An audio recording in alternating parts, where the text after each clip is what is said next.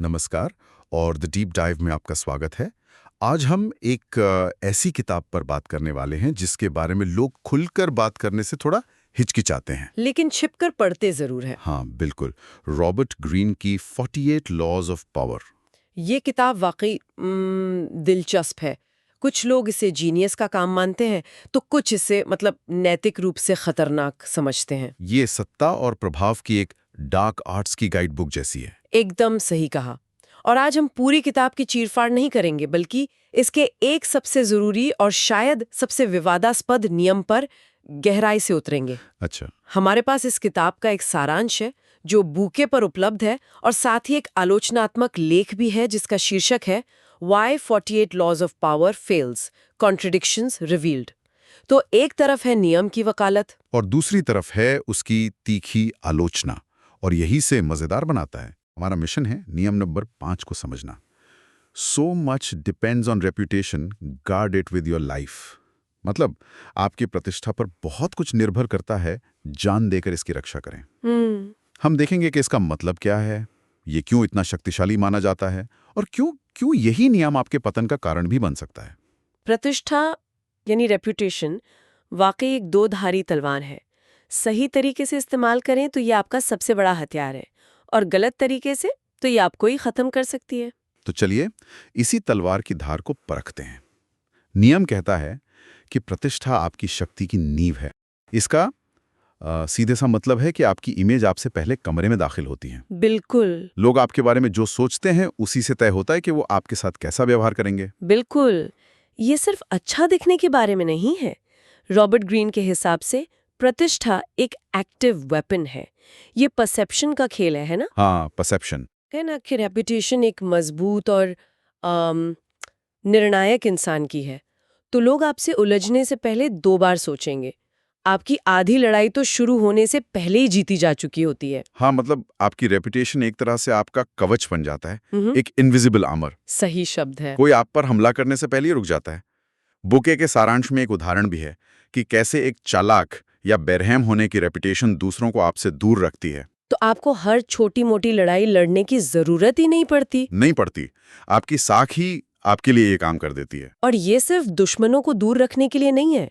एक अच्छी रेप्यूटेशन सहयोगियों और अवसरों को आपकी ओर खींचती है। अच्छा। सोचिए, अगर किसी की रेप्यूटेशन एक भरोसेमंद और काबिल व्यक्ति की है तो हर कोई उसके साथ काम करना चाहेगा, उसे मौके खुद ब खुद मिलेंगे।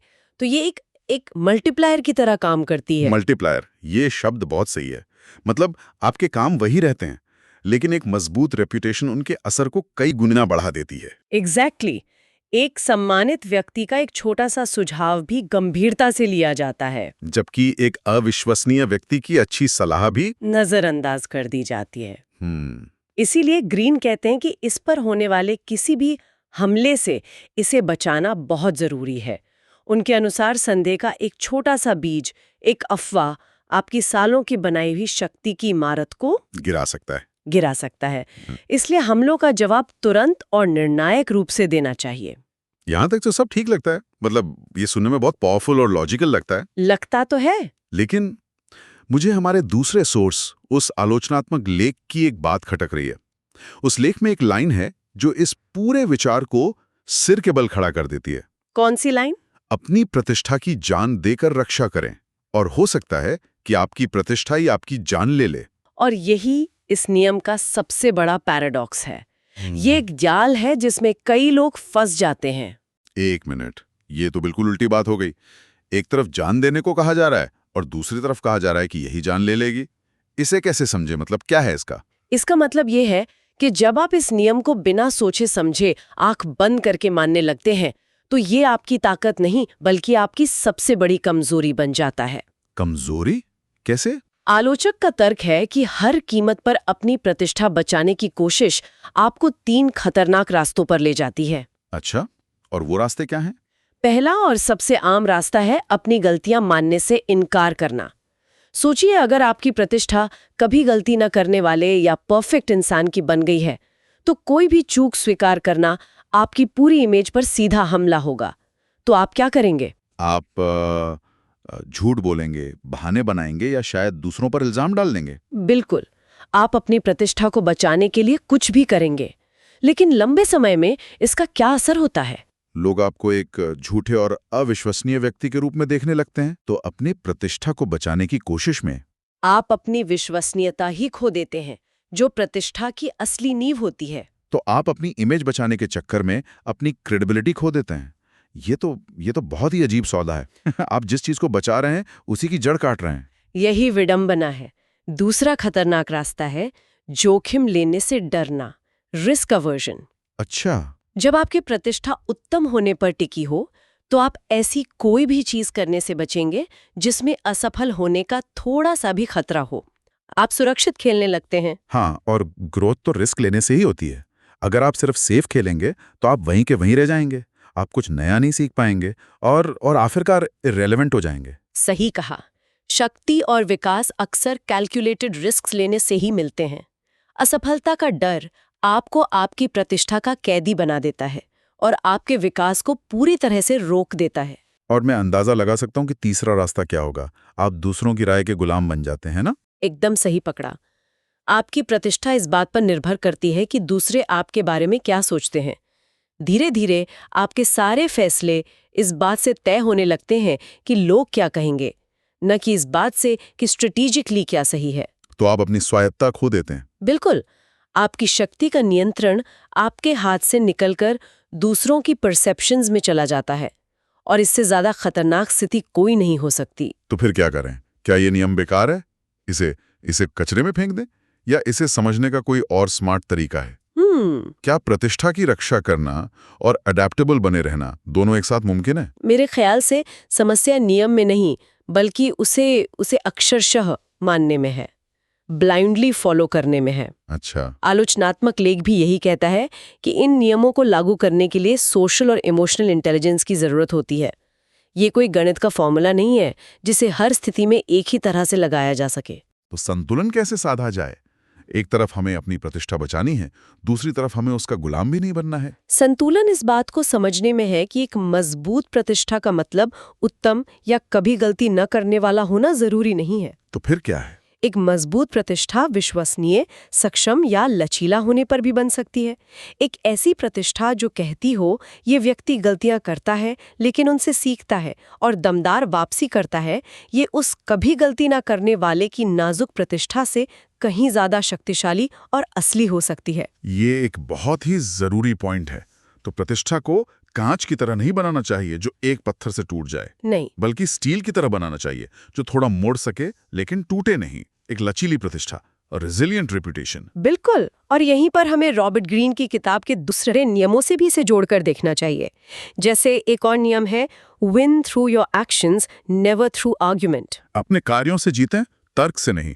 हाँ, इसका असली मतलब ये है कि आपकी प्रतिष्ठा आपके शब्दों पर नहीं, बल्कि आपके ठोस नतीजों पर, आपके रिजल्ट्स पर आधारित होनी चाहिए। अच्छा, तो अगर आपकी प्रतिष्ठा काम पर बनी है, तो जब कोई आप पर ज़बानी हमला करता है या अफवाह फैलाता है तो आपको बहस में पड़ने की जरूरत नहीं है। जरूरत नहीं है, आपका काम खुद ही जवाब दे देगा। आपका काम बोलेगा। हाँ, एक ऐसी प्रतिष्ठा जो कर्मों पर बनी हो, वो सिर्फ छवि पर बनी प्रतिष्ठा से कहीं ज्यादा मजबूत होती है।